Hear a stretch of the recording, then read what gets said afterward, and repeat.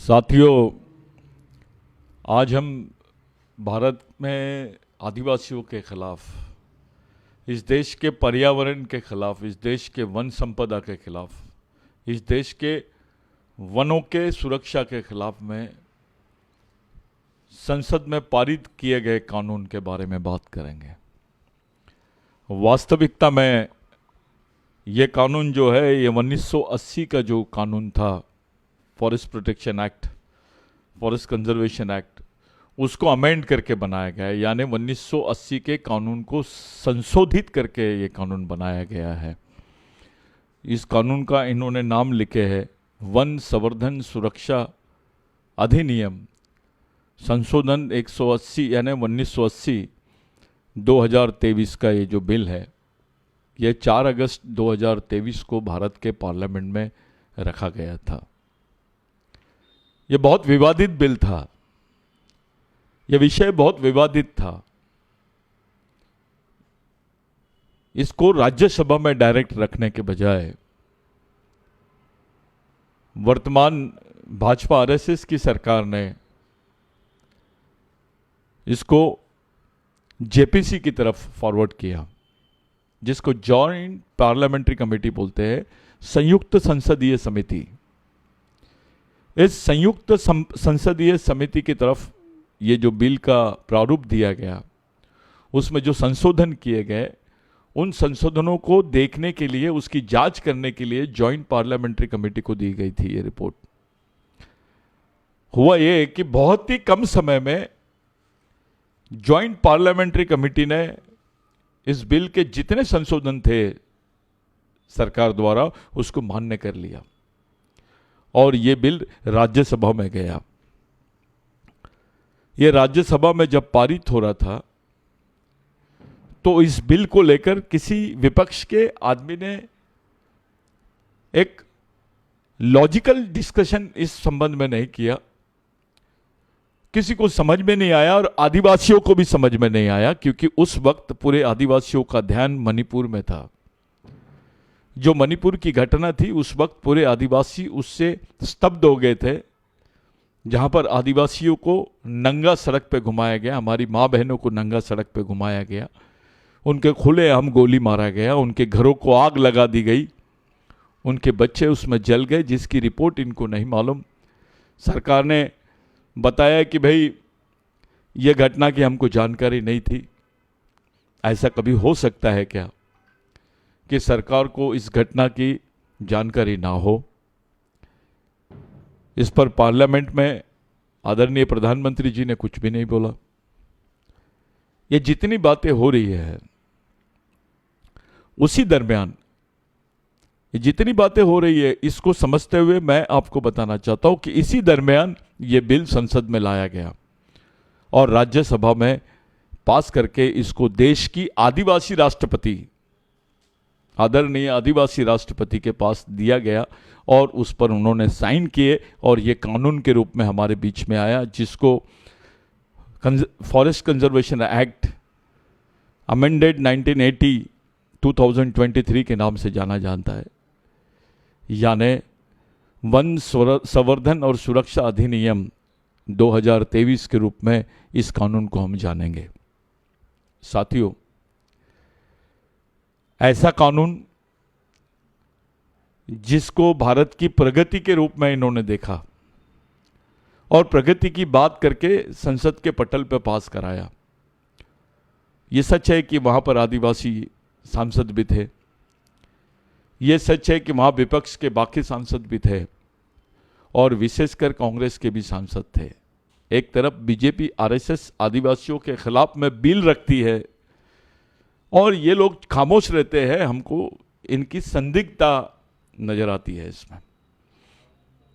इस बिल का विरोध खुली तौर पे कहीं नहीं हुआ।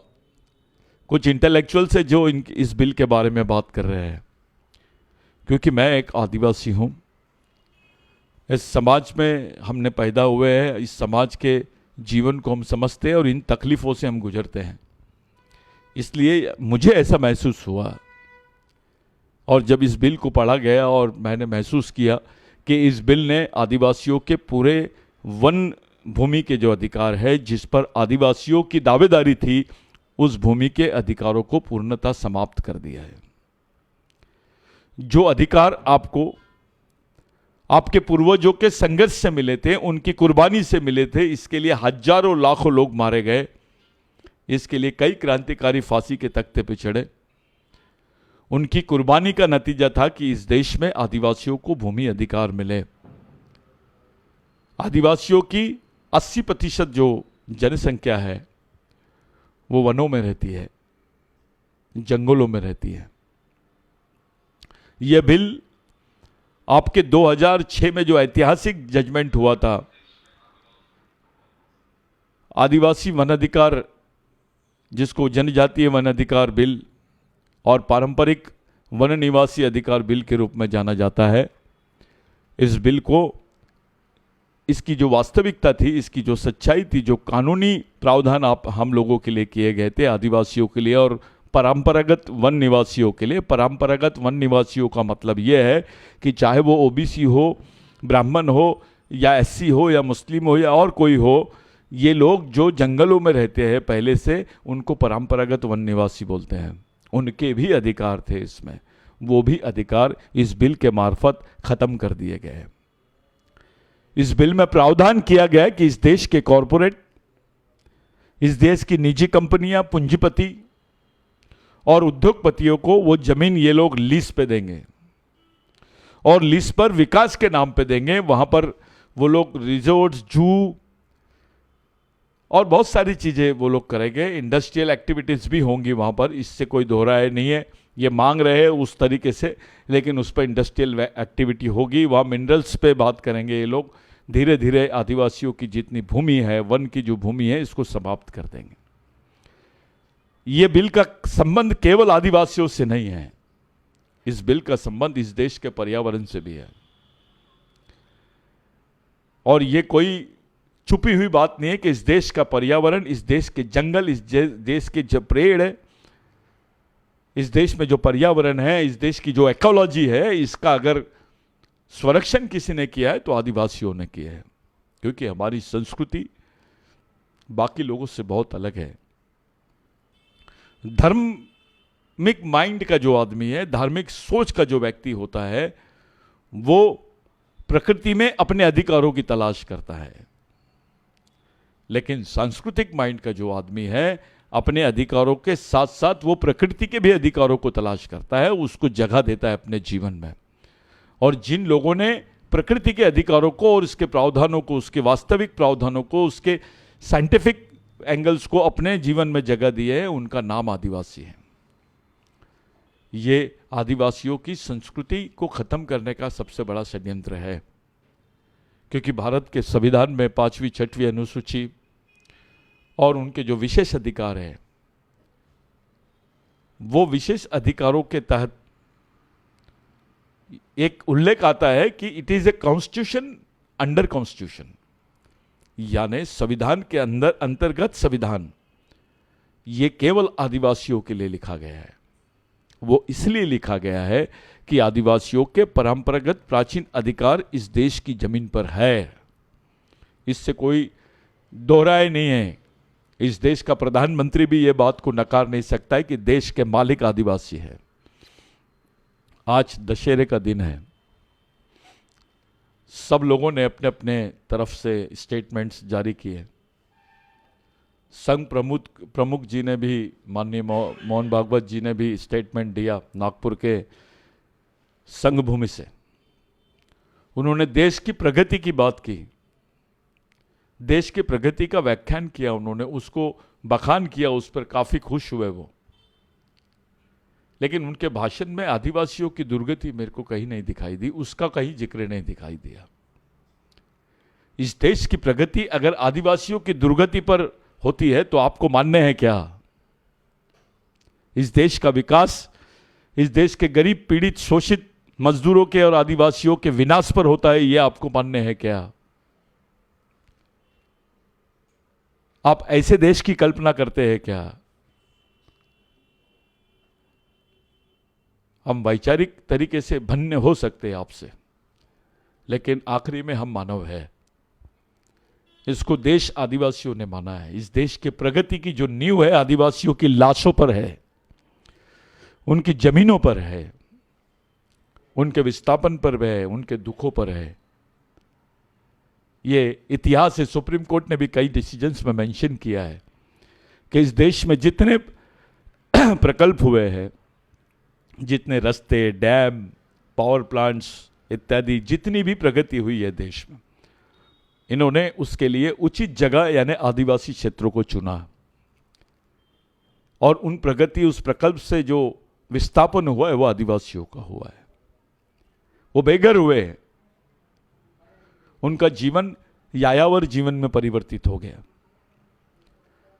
इतनी बड़ी कुर्बानी देश में कौन सा समाज दिया है, इस पर थोड़ी बात करें, इस पर चर्चा करें कि जिसने अपना पूरी कुनबे को ही तबाह कर दिया है, अपनी जमीन भी दे रहे हैं, बदले में उसका जो रिस्टोरेशन है, उसको जो मुबादला है, उसका पुनर्वसन है, उसकी परिस्थितियां देश का सर्वोच्च न्यायालय बता रहा है केवल 40% लोगों को ही पुनर्वसन का और बाकी चीज़ों का लाभ मिला है।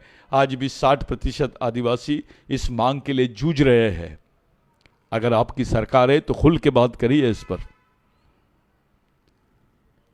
इस देश में दुख इस बात का है कि देश की प्रगति की चर्चा और आदिवासियों की दुर्गति की चर्चा, ये दोनों चीज़ों को देखा जाए तो केवल देश की प्रगति की चर्चा को सामने लाया जाता है, मीडिया में दिखाया जाता है, आदिवासियों की दुर्गति पे कोई चर्चा नहीं करता है। जो देश के मालिक है उसको देश का सब्जेक्ट नहीं बनने दिया गया, यह पहला षड्यंत्र है। आज बीजेपी आरएसएस में भी आदिवासी कार्यकर्ता काम कर रहे हैं। वो भी एक उम्मीद लगा के रखे हैं कि नहीं, आदिवासियों के लिए कुछ होगा। उनको इस बात का ज्ञान नहीं है कि उनके बाल बच्चों के साथ, उनकी आने वाली पीढ़ी के साथ, उनके जो परंपरागत अधिकार है, जो उनके प्राचीन सांस्कृतिक अधिकार है भूमि पर, उन अधिकारों को पूरी तरह समाप्त कर दिया गया है।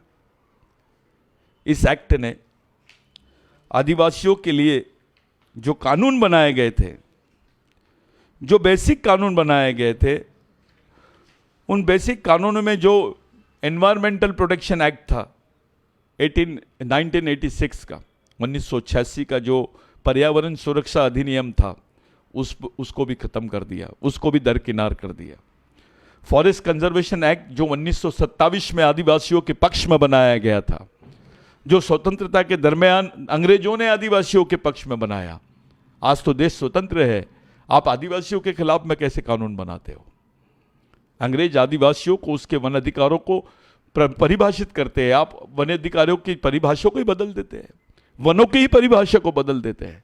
इस कानून ने इस देश के वनों की परिभाषा को बदला है, ये सच्चाई है। साथों साथ जो इंडियन फॉरेस्ट पॉलिसी है, जो 1952 में हम लोगों ने बनाया, 1952 में जो पॉलिसी बनी है इंडियन फॉरेस्ट पॉलिसी, उस पॉलिसी के खिलाफ में जाके ये बिल बनाया गया है। ये मैं नहीं बोल रहा हूं, देश के सभी इंटेलेक्चुअल्स, पर्यावरणवादी और साइंटिस्ट बोल रहे हैं, जो इस पे रिसर्च करते हैं, उन लोगों का कहना है। जो नेशनल फॉरेस्टेशन, जिसको वनीकरण बोलते हैं, राष्ट्रीय वनीकरण की जो नीति है 2000 में बनाई गई है, ये उसको भी खत्म करता है। स्टेट रिकॉग्निशन एक्ट 1956, इसको भी यह कानून खत्म करता है। पंचायत एक्सटेंशन एक्ट 1996, यानी ग्राम सभाओं के जो विशेष अधिकार आदिवासियों को दिए गए थे, इस एक्ट ने उसको समाप्त कर दिया है। इस एक्ट में कहीं भी उल्लेख नहीं है आदिवासी ग्राम सभाओं का, 5वीं 6वीं अनुसूचियों का। यह हो सकता है क्या कि बिगर आदिवासी क्षेत्रों के इस देश में वनों की परिभाषा या वनों की भूमि का आप मूल्यमापन भी नहीं कर सकते, आप उसका मोजनी भी नहीं कर सकते, उसको गिन भी नहीं सकते, क्योंकि आप जब जब आदिवासी क्षेत्रों में भारत के वनों को तलाश करते हो, हर 10 किलोमीटर के बाद आपको एक आदिवासी गांव मिलता है, चाहे वो फिर 50 लोगों का ही घर क्यों न हो, 50 घर ही क्यों ना हो। ये सच्चाई है। जब इस नीति को बनाया गया तब आदिवासियों की जीवन, उनके विस्थापन, उनकी तकलीफ, उनकी संस्कृति, उनके अधिकारों को दरकिनार कर दिया गया। इस बात का दुख है हमको। इसके साथ साथ जो पैसा एक्ट था उसको अमेंड कर दिया, जहां पे एनओसी जरूरी थी ग्राम सभाओं के, वहां परामर्श शब्द को इंट्रोड्यूस कर दिया गया। ये धोखा आदिवासियों के साथ किया गया। उसके साथ साथ जो रिस्ट्रिक्टिव ट्रेड प्रैक्टिस एक्ट है 1969 का, जो ट्रेड प्रैक्टिस एक्ट, जिसको बहुत इंपॉर्टेंट एक्ट है, ये बहुत इंपॉर्टेंट कानून है 1996 का, उसको भी ये एक्ट यानी उसको भी ये एक्ट जो है वायलेट करता है, उसके खिलाफ में जाकर ये एक्ट काम कर रहा है। उसके साथ साथ आदिवासियों को निस्तार के अधिकार दिए गए थे 1961 में। 1961 का जो एक्ट है निस्तार एक्ट, उसको भी ये एक्ट खत्म करता है, उस पर भी ये एक्ट बात नहीं करता है। और उसके साथ साथ जो शेड्यूल एरिया का जजमेंट है, इस देश के सुप्रीम कोर्ट के बहुत सारे जजमेंट है, उसमें से समता का जजमेंट है। आप याद रखिए कि एक सुप्रीम सर्वोच्च न्यायालय का जो आदेश होता है, जो वो उसका निर्णय होता है, वो भी एक कानून होता है। उस संबंध में अगर कोई कानून भारतीय व्यवस्था में उपस्थित नहीं है तो उसको कानून की मान्यता देंगे, ऐसा प्रावधान भारतीय संविधान में किया गया है। जो आर्टिकल 32(1), 31, 32(2) और 32(3) में उसका मेंशन किया गया है, उसको उल्लेखित किया गया है। सुप्रीम कोर्ट के सबसे ज्यादा जजमेंट्स आदिवासियों के फेवर में हुए। ऐसे कई माइनिंग के जजमेंट्स हुए हैं, ऐसे कई जमीनों के जजमेंट्स हुए हैं। रिस्टोरेशन ऑफ लैंड, आदिवासियों को उसकी जमीन पूरी दी जाए जो उसके द्वारा उनके मार्फत उनसे गैर आदिवासियों ने छीन ली है, उस जमीन को उनको पुनर्वापसी की जाए। ये कानून भारत का कानून है, लेकिन राज्यों में ये नीति अपनाई नहीं गई है। उल्टे आदिवासी क्षेत्रों में आप प्रोजेक्ट आदिवासियों की जमीन पर कब्जा और उनकी जमीनों का उल्लेख ओपन की जमीन में करके इन्होंने कन्वर्ट कर दिया है। ऐसा सभी स्टेट्स में दिखाई देता है। उसके साथ साथ 2010-2011 में जो सुप्रीम कोर्ट का जजमेंट है नंदाबाई भील केस में, Kailash versus state of Maharashtra में जो जजमेंट दिया गया है, उसको भी इग्नोर किया गया है। मैंने देखा आज सब लोग 22 तारीख को भगवान राम के मंदिर का प्रवेश, उसके उद्घाटन की चर्चा कर रहे हैं। मैं सबसे पूछना चाहता हूं कि इस देश के मालिक आदिवासी हैं, और मैं नहीं बोल रहा हूं, यह साइंस बोलता है कि इस देश में भगवान पैदा नहीं हुआ था तब से आदिवासी रहता है। जो जजमेंट सुप्रीम कोर्ट का भगवान राम की जन्मभूमि के लिए हुआ है, वैसा ही जजमेंट सुप्रीम कोर्ट का आदिवासियों के लिए हुआ है।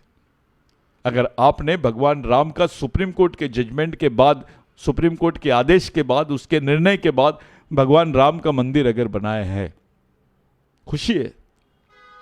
लेकिन सुप्रीम कोर्ट के जजमेंट के बाद भारत सरकार ने संयुक्त राष्ट्र संघ में यह क्यों नहीं बोला कि भारत में आदिवासी रहते हैं?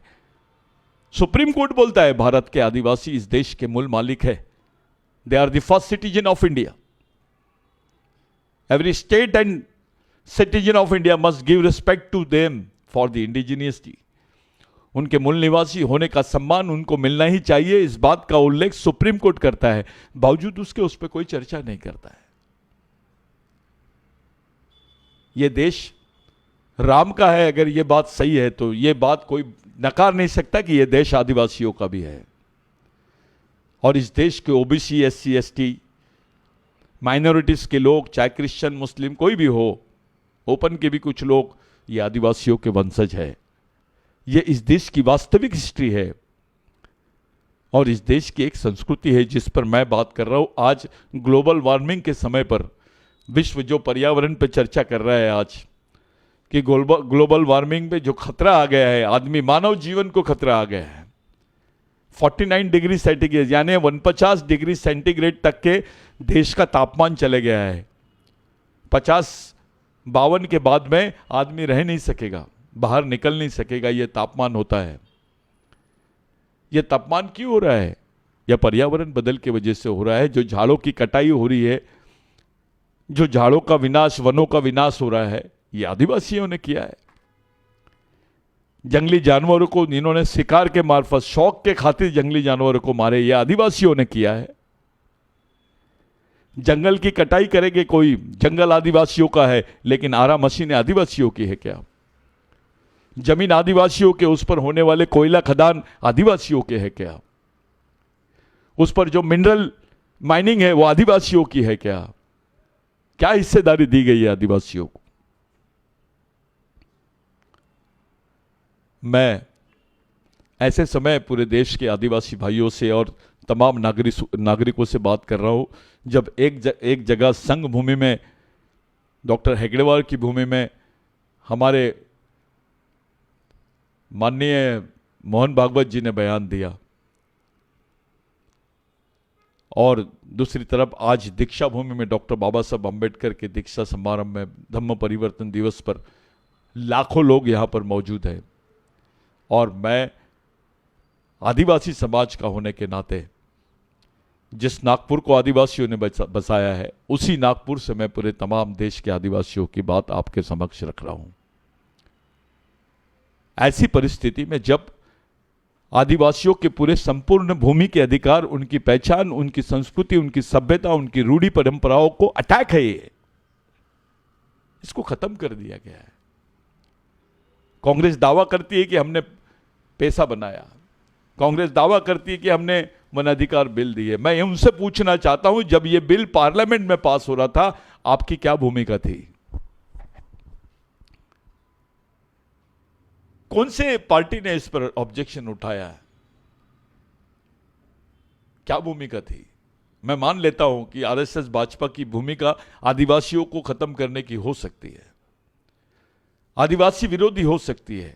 कांग्रेस की क्या भूमिका थी? बाकी दलों की क्या भूमिका थी? इसको लेकर स्वाभाविक प्रश्न हमारे मन में चल रहा है। जिस तरीके से डे बाय डे इस देश के विकास की बात चल रही है, उससे ज्यादा स्पीड में आदिवासियों के विनाश की बात हो रही है। अगर आपको सेना के केंद्र बनाना है तो भी आपको आदिवासियों की जमीन मिलती है। भारत में 80% जितने अर्धसैनिक बलों के केंद्र है और सेना के केंद्र है, वो पूरे आदिवासियों की जमीन पर है। आप डेवलपमेंट का प्लान भी आदिवासियों की जमीन पर बनाते हैं। आखिर आदिवासियों की जो क्लेम करने वाली जमीन है, जो उनके प्राचीन पारंपरिक अधिकारों की वास्तविक जमीन है, उस जमीन पर ही प्रोजेक्ट क्यों? राष्ट्र सुरक्षा के नाम पर, राष्ट्र विकास के नाम पर इतना अन्याय विश्व के किसी देश में नहीं हो रहा है जो भारत में आदिवासियों पे हो रहा है। और आदिवासियों को समझ नहीं रहा कि उनके अधिकार कैसे चले गए। मध्य प्रदेश, छत्तीसगढ़, राजस्थान, तेलंगाना और अन्य प्रदेश में अभी विधानसभा चुनाव है। पूरे आदिवासी इसमें एंगेज हो गए हैं। कोई आंदोलन नहीं कर रहा है, कोई इस प्रश्न पे बात करने के लिए तैयार नहीं है। आदिवासी समाज के नेता, उनको हवा भी नहीं है उनके साथ क्या हुआ है। वो समाज में वोट मांगकर वहां पे अपने सत्ता स्थापित करने की रेस में खड़े हैं। पूछता नहीं है कोई कि भाई मेरे समाज के खिलाफ में इतना बड़ा कानून बना है, आपने क्यों बनाया भाई? इसमें तो हम मारे जाएंगे। हमारे तो पूरे संवैधानिक अधिकारों को समाप्त करने का षड्यंत्र खड़ा हो गया है। हमारे तो बाल बच्चों के जिंदा रहने का प्रश्न खड़ा हो गया है। हमारी 80% पॉपुलेशन वनों से हमेशा हमेशा के लिए खत्म हो जाएगी। इस पर चर्चा भी नहीं करते हैं। हमारे विधायक, हमारे सांसद भी थे, जो विधायक का इलेक्शन लड़ रहे हैं, उनसे पूछो आप समाज के बारे में क्या सोचे, आपको क्यों नहीं समझा ये बिल क्या है, चाहे किसी भी पार्टी का हो। आप सांसद से पूछो कि आप क्या कर रहे थे जब ये बिल पास हुआ। तो ऐसी विपरीत परिस्थिति में आदिवासी फंस गए हैं। आदिवासी समाज का आदमी गरीब तो है, मजबूर हो गया है, मजदूर हो गया है, और कुछ लोग बेईमान हो गए हैं समाज के साथ। जिन अधिकारों को हमारे पूर्वजों ने हमको अपनी जान निछावर करके, भगवान टंटा भिल, रेंगा कोरकू, बाबूराव शर्मा के, शंकर शाह रघुनाथ शाह, अवंतीबाई लोधी, महात्मा फुले, संभाजी महाराज, सिद्धू कानू, तिलका मांझी, गुंडाधुर,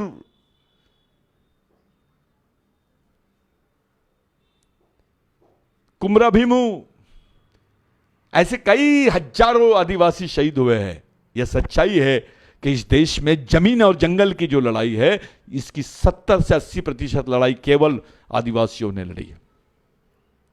यह जो कानून पास हुआ है, इस कानून का अध्ययन अलग अलग लोग कर रहे हैं, लेकिन आदिवासी चुप है। इतना सेंसिटिव कानून, इतना संवेदनशील कानून पास हुआ है और आदिवासी चुप है, यह समझ के परे है। यह मौका है आपको आंदोलन करने का। इस देश में आप लोकतंत्र को मानते हो, ये लोकतंत्र के आड़ पे आपको खामोश कर देंगे। आपका इलेक्शन खत्म हो जाएगा, गवर्नमेंट बन जाएंगी, उसके बाद आपकी बातों को कोई नहीं सुनेगा, कई जगह नहीं मिलेंगी आपको। आपके बाल बच्चों के प्रश्नों के साथ खिलवाड़ हुआ है। इस एक्ट में एक प्रोविजन किया गया है कि आदिवासी क्षेत्रों में पैरामिलिट्री फोर्सेस और फोर्सेस ये दोनों लगाए जाएंगे, इनके सेंटर्स बनाए जाएंगे, इनके केंद्र बनाए जाएंगे। यानी अर्धसैनिक बल, बीएसएफ बोलते जिसको, सीआरपीएफ बोलते जिसको, और सेना जिसको सेना बोलते हैं आप, ये आदिवासी जंगली क्षेत्रों में जहां जहां जंगल है उन क्षेत्रों में तैनात की जाएगी। ये प्रावधान है इस कानून में। आज पुलिस है तो आप कंप्लेंट कर सकते हैं, आंदोलन कर सकते हैं। आप कोई कंप्लेंट होगी तो कोर्ट में जाएगा, उस पर मामला चलेगा। इसको कानून का राज बोलते हैं। लेकिन मिलिट्री रहेंगी तो आप क्या करोगे, कैसे आंदोलन करोगे? मिलिट्री का काम तो केवल गोली मारने का है। मिलिट्री को आसपा कानून के अंतर्गत, जिसको arm force special protection act बोलते हैं, सेना को विशेष अधिकार दिए गए, उन पर कोई कार्रवाई नहीं होती है। यही प्रैक्टिस जम्मू कश्मीर में हुई है, यही प्रैक्टिस पंजाब में हुई है, यही प्रैक्टिस नॉर्थ ईस्ट में, अरुणाचल में, नागालैंड में, बाकी क्षेत्रों में हुई है। सुप्रीम कोर्ट के जजमेंट से उसके ऊपर, उस पर आयोग गठन किया गया है। वो आयोग बोलता है कि इस कानून के अंतर्गत जो सेना को विशेष अधिकार दिए गए उसको बैन खत्म किया जाए। लेकिन सरकार ने आदिवासी और आर्मी को खड़ा कर दिया आमने सामने। जब हमारा विस्थापन होगा इन क्षेत्रों से, जब आंदोलन हम करेंगे, तब हमारे सामने पुलिस नहीं आर्मी रहेगी। कैसे लड़ोगे आप? जो आर्मी ऑपरेशंस होते हैं उसके खिलाफ में क्या आवाज लगाओगे आप? आप विधायक होने के नाते बोल सकते हैं क्या आप? कोई विधायक अपनी पार्टी पॉलिसीज के खिलाफ में नहीं बात करता है। बिरसा ब्रिगेड का मिशन इस देश में आदिवासियों के बीच में एक विचारधारा का विस्तार कर रहा है, उनको वैचारिक रूप से संगठित करने की बात कर रहा है। इस देश के करीब करीब 400 जनजाति के आदिवासी भाई आज बिरसा ब्रिगेड के मिशन से जुड़े हैं। इस देश के 22 राज्यों में आदिवासी जनसंख्या के साथ बिरसा ब्रिगेड का कनेक्शन है।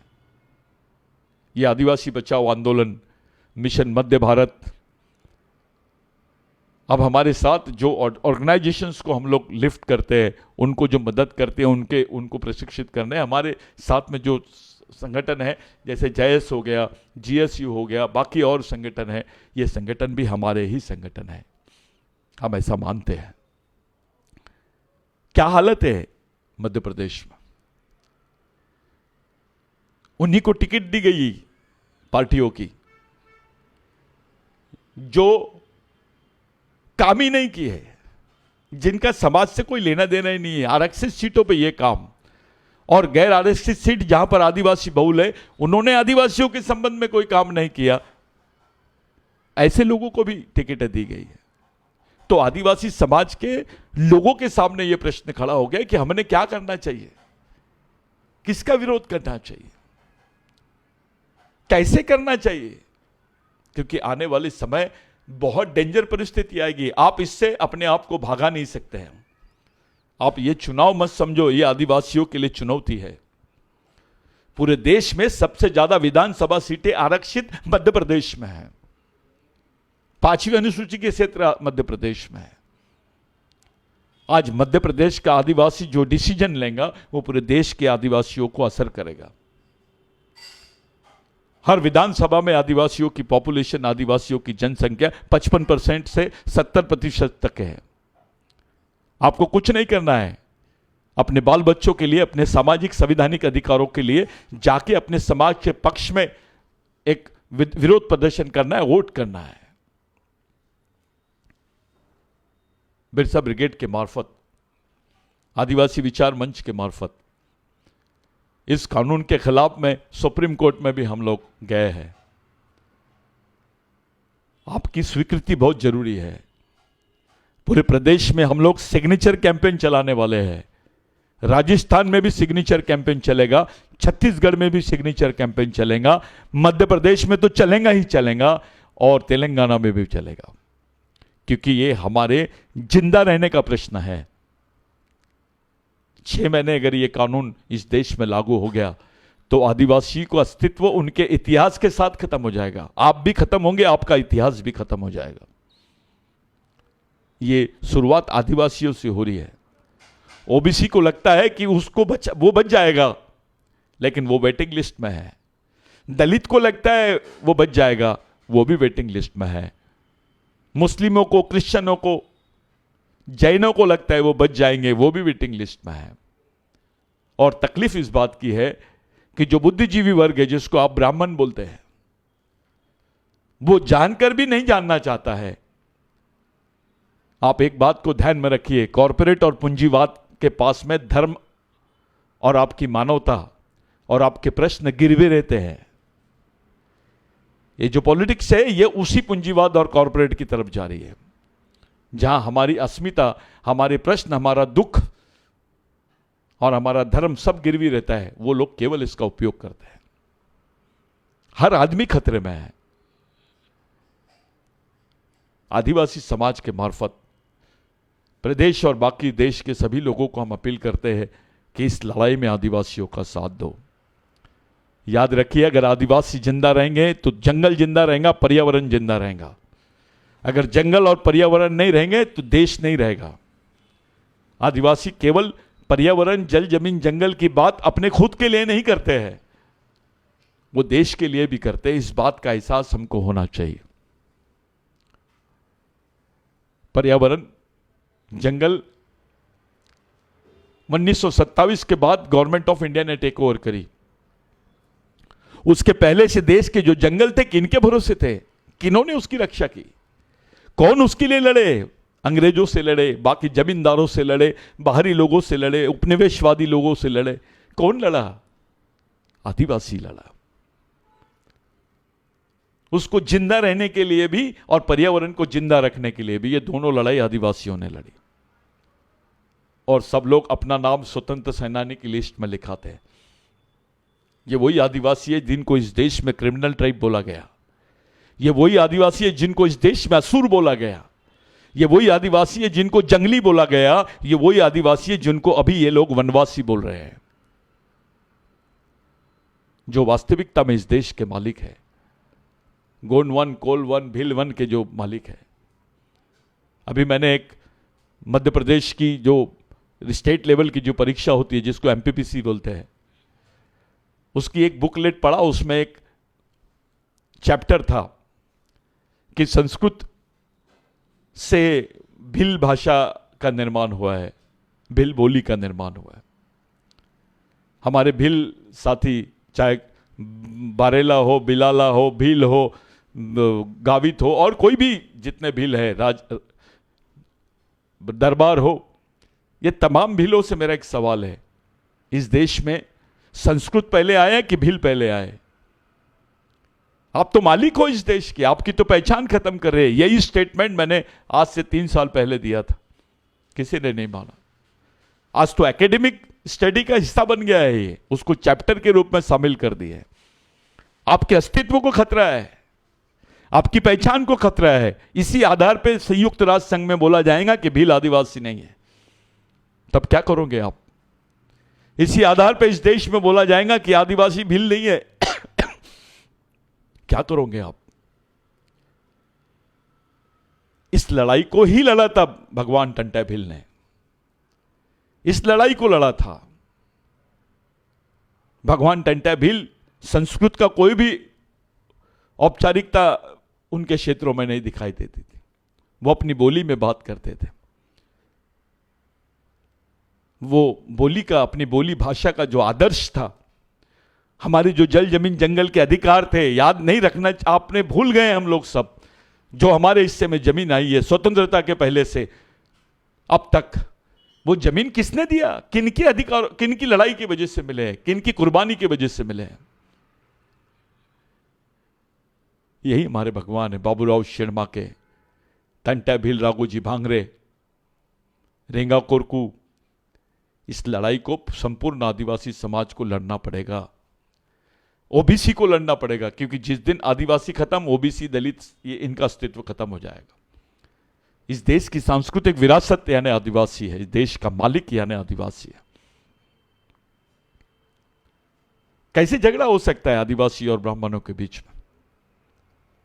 किस बात का झगड़ा होगा? एक आदमी ने आदिवासी पे पेशाब कर दिया तो पूरे ब्राह्मणों के साथ झगड़ा हो जाएगा। वो पेशाब करके क्या दिखाना चाहते थे? अपमानित ही करना चाहते थे आदिवासियों को। लेकिन उसका परिणाम यह हुआ कि आदिवासियों के, पूरे प्रदेश के लोगों में ब्राह्मणों के प्रति एक अलग टाइप की भावना खड़ी हो गई। इस्तेमाल हो रहा है कमेटी का, हमारे लोगों का इस्तेमाल हो रहा है, चाहे ब्राह्मण हो, आदिवासी हो या कोई भी हो। इस सच्चाई को समझना पड़ेगा, क्योंकि आपका जीवन किसी संगठन या पार्टी के लिए नहीं है, आपका जीवन मानवता के लिए है, जमीन पर है आपका जीवन। आदिवासी संस्कृति में कोई भेदभाव नहीं है। आदिवासियों ने कभी किसी के साथ कोई भेदभाव नहीं किया है। तमाम आदिवासी कार्यकर्ता, तमाम आदिवासी नेता मिलकर सोचना चाहिए कि ऐसी परिस्थिति में क्या किया जाए जब आपके संपूर्ण संवैधानिक अधिकार ही खत्म हो रहे हैं। आपकी ताकत है कि संविधान में फिर से इस अधिकारों को पुनर्स्थापित कर सके? आप कर सकोगे? यह संभव है? तो फिर चलिए आप इलेक्शन लड़िए। आपकी पार्टी अपने मैनिफेस्टो में इस बात को शामिल करती है, पूरे लोगों में डिक्लेयर करती है? कौन सी पार्टी करती है? बीजेपी के आदमी के साथ सामने जो आदिवासी कार्यकर्ता है, उसके सामने सवाल है कि उसने पूछना चाहिए हमारे समाज के खिलाफ में इतना बड़ा कानून कैसे पास हुआ। कांग्रेस को लोगों ने अपने लोगों से पूछना चाहिए कि जब यह कानून पास हो रहा था तब हमारी भूमिका क्या थी, पार्टी की भूमिका क्या थी। बाकी पार्टियों से भी पूछो, आपके भी सदस्य हैं। इन परिस्थितियों में हम लोगों ने एक निष्कर्ष निकाला कि हम राजनीतिक गठबंधन पे चुनाव में नहीं जाएंगे। इसको चुनाव नहीं, चुनौती समझ रहे हैं हम। राजनीतिक गठबंधन के आधार पे ना जाते हुए सामाजिक गठबंधन के आधार पे हम लोग चुनाव में जाएंगे। फिर वो चाहे ब्राह्मण भाई हो, क्रिश्चियन भाई हो, मुस्लिम भाई हो, सिख भाई हो, दलित भाई हो, ओबीसी भाई हो, हम सबसे सामाजिक गठबंधन की बात करेंगे और उस आधार पे चुनाव की परिस्थितियों को बदलने की कोशिश करेंगे। क्योंकि हमको यकीन है हम बहुत संख्या में हैं। हमारी इतनी जनसंख्या है कि हम कम से कम 27 सीटें जो खुले प्रवर्ग की है, वो प्रदेश की 27 सीटें और प्रदेश की 52 सीटों को हम लोग प्रभावित कर सकते हैं। यानी कुल मिला के 80 सीटों पर आदिवासियों का प्रभाव है। मध्य प्रदेश में आदिवासियों को इलेक्शन से बाहर करके चुनाव की प्रक्रिया को पूरी की जा रही है। यह महसूस होता है, दिखाई देता है। आपके कौन से प्रश्न पे कोई पार्टी बात कर रही है, कौन से मुद्दे पे चुनाव हो रहा है, इस बारे में कभी सोचे? केवल आप टिकट ले लोगे, किसी पार्टी का विधायक बन जाओगे, क्या कर रहे हो आप? अपने ही समाज के साथ आप धोखा कर रहे हो। मिशन ने तय किया है कि राजा का बेटा राजा नहीं और नेता का बेटा नेता नहीं, समाज के गरीब आदमी का भी बच्चा समाज का नेतृत्व करना चाहिए, फिर कोई भी हो वो।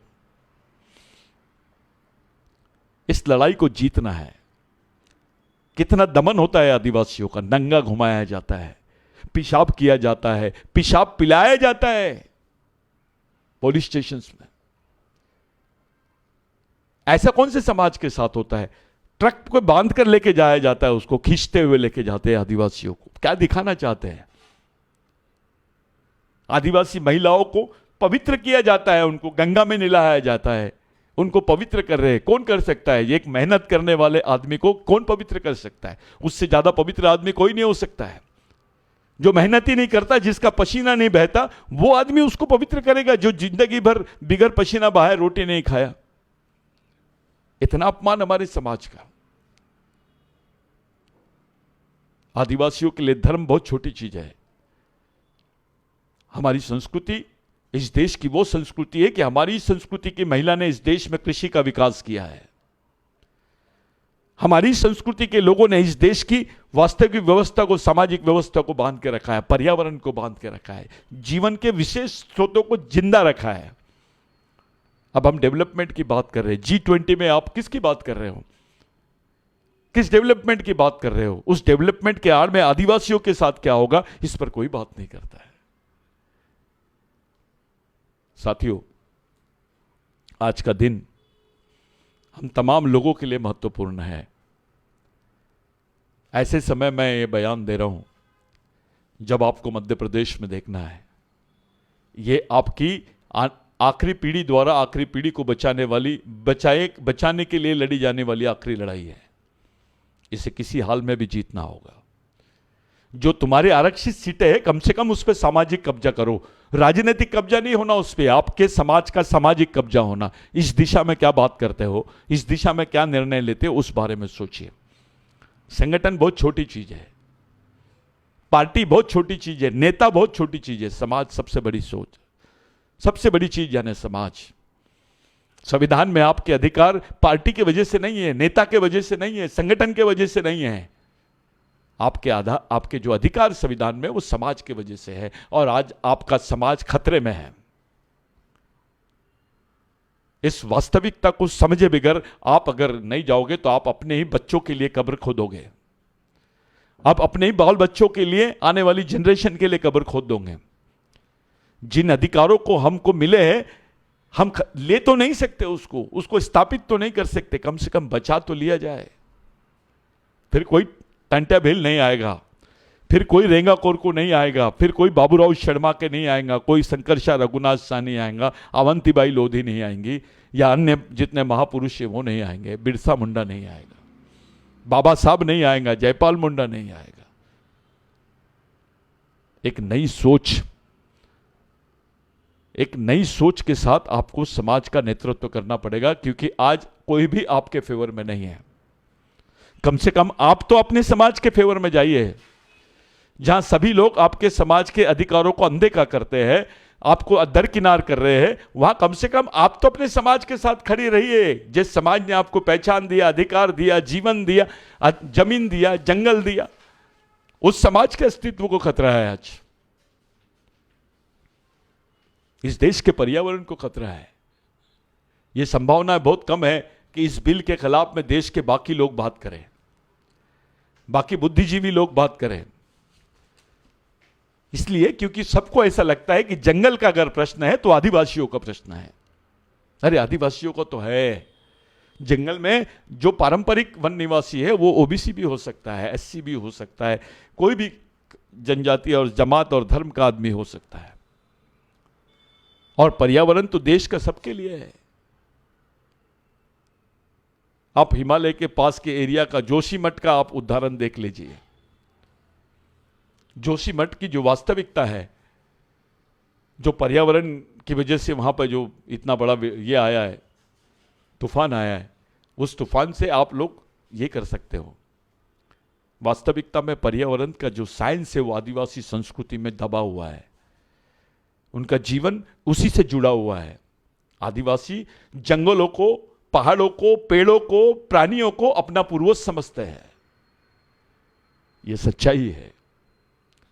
ये ओबीसी में भी यही सोच मिलेगी, दलितों में भी यही सोच मिलेगी। इस देश के जो आदिवासियों के वंशज है उनमें आपको कहीं ना कहीं इसके अवशेष मिलेंगे। साथियों, धर्म, जाति, पार्टी और नेता इस सोच, ये छोटी वाली सोच से बाहर आओ। अपनी सामाजिक और संवैधानिक सोच की तरफ चलो। यह आखिरी मौका है आपको आपके बाल बच्चों को बचाने का। एक उदाहरण पेश करो। किसी भी पार्टी में रहो आप, किसी भी पार्टी के हो सकते हो आप, लेकिन समाज पहले है। समाज की बात, समाज के अस्तित्व को खत्म करने का जब षड्यंत्र होता है तो वहां पार्टी, व्यक्ति कोई मायना नहीं रखता। इस स्वार्थ से बाहर आ जाओ। मेरी हाथ जोड़ के पैर पड़ के आप लोगों से विनती है, बिरसा ब्रिगेड के मार्फत आप लोगों से अपील है, समाज के मार्फत आप लोगों से सामाजिक अपील है कि इस प्रश्न पे गंभीरता से सोचिए। आपको बार बार कुछ करने का मौका नहीं मिलेगा और ना ही आप इस स्थिति में हो कि इतने बड़ी परिस्थितियों का आप मुकाबला कर सको, क्योंकि आप तो एक जगह नहीं है, हम टुकड़े टुकड़े में बटे हैं आदिवासी। जो कुछ जमे हुए हैं, जो कुछ है वो है। हम इस सामाजिक लड़ाई में सभी समाज बांधवों से हम मदद मांगेंगे, उनको बताएंगे कि उनका जीवन आदिवासियों के जीवन से कैसे जुड़ा है। यह धर्म मरम बहुत छोटी चीज है। पर्यावरण नहीं रहेगा तो आप क्या कर लोगे? इस देश में पर्यावरण अगर प्रॉपर बैलेंस नहीं रहेगा तो हम कैसे जिंदा रहेंगे? अब तक के जो जीवन मिला है, अब तक के जो पर्यावरण, वो आदिवासियों की देन है। ये झूठी बात है। कुछ एनजीओ के लोग ये बात कर रहे हैं, ये तो केवल उसको अध्ययन का विषय समझते हैं। आदिवासी तो जीता है उसको। इस इलेक्शन में सही निर्णय होना चाहिए समाज के पक्ष में, ऐसी हम साफ लोगों से सामाजिक अपील करते हैं। चाहे छत्तीसगढ़ हो, मध्य प्रदेश हो, राजस्थान हो या कहीं पर भी हो, इस वास्तविकता को आप लोग समझो, इस बिल को पढ़ो, इस बिल को समझो, इसके परिणामों को समझो, इसके दूरगामी परिणामों को समझो, इसके दुष्परिणामों को समझो। ये केवल आदिवासियों को नहीं, पूरे देश के खिलाफ में भी जा सकती है इस व्यवस्था। सरकार ने इस पर पुनर्विचार करना चाहिए।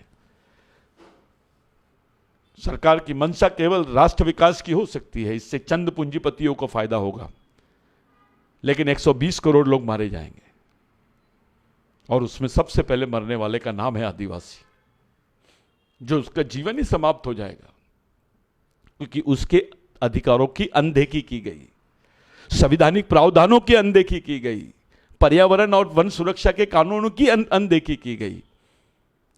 इसके दुष्परिणाम हमारे जीवन के ऊपर होगी, हमारे आने वाली जनरेशन पे होगी। इस पर पुनर्विचार होना चाहिए। आज के दिन हम लोग आपसे अपील करते हैं, आपसे मैं सामाजिक अपील करता हूं कि इस मुद्दे पर हम लोग पूरे चुनाव को प्रभावित करेंगे। हम कोई भी पार्टी के लोग हमको समर्थन करें, ये बात अलग है, लेकिन हम स्वतंत्र रूप से सामाजिक इलेक्शन की तरफ जाएंगे, क्योंकि हम समाज की लड़ाई समाज के लिए, समाज के लोगों के लिए, सामाजिक अधिकारों के लिए, सामाजिक पहचान के लिए और सामाजिक जीवन के लिए लड़ रहे हैं। इसी उम्मीद से कि आप लोग इस पर विचार करेंगे, मैं आपसे रजा लेता हूं। धन्यवाद। जय बिरसा, जय आदिवासी, जय गोंडवाना, जय भारत, जय भीम।